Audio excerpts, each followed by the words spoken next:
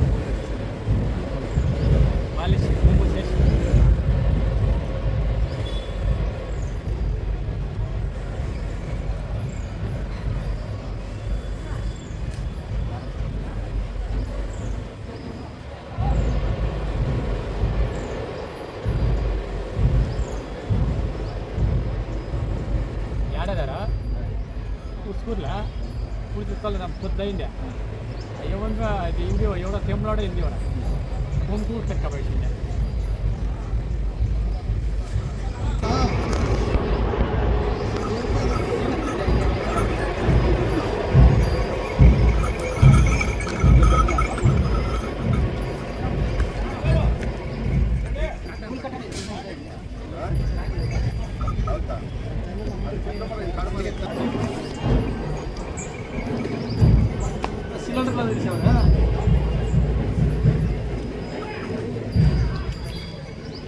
పెద్దోడ్రా నువ్వు